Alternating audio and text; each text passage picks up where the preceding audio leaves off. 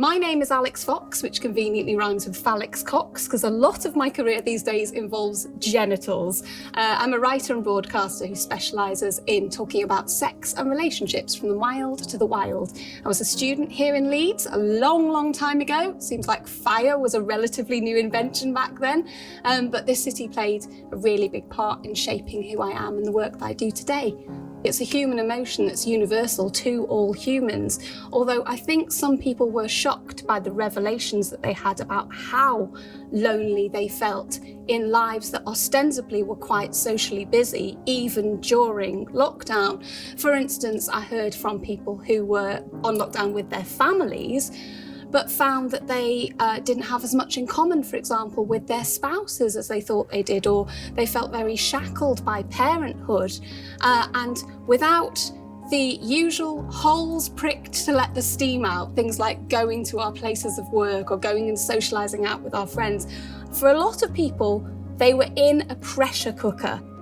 I was actually reading recently about a long-term piece of research called the Loneliness Project, and it's concentrating particularly on older people's experiences, folks in their 70s, 80s and 90s, and the multifarious aspects of what actually makes them feel alone. And one of the main findings was that in addition to accumulated loss, so loss of ability, being geographically unable to get to places as you get older, that can be harder, and of course loss of spouses, loss of friends, people die as you age.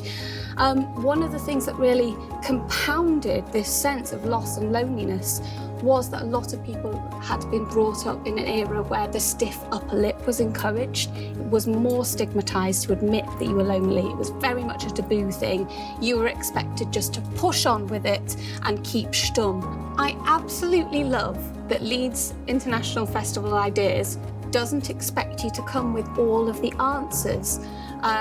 Obviously, the topic that I've been discussing tonight, are we more lonely? It's massive, it's enormous. And I actually felt quite adrenalised and nervous when preparing for it, because I was thinking, well, I don't know whether I'm going to be able to solve all these societal issues. I don't think I'm going to be able to magic this one away.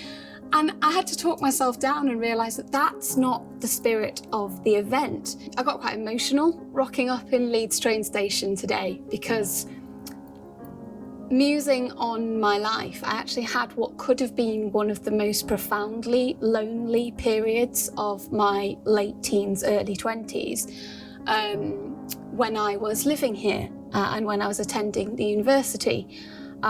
Some long-term, very tough stuff that was happening with my family, which I continue to hope and believe will be the benchmark for bad for me. It hasn't been surpassed yet.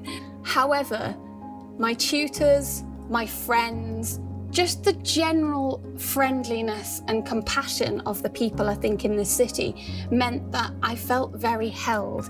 And even though I did drop, I had a bit of a nervous breakdown, in all honesty.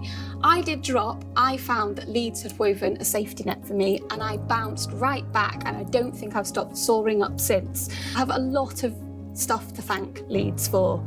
I hope to be able to give back some kindness tonight.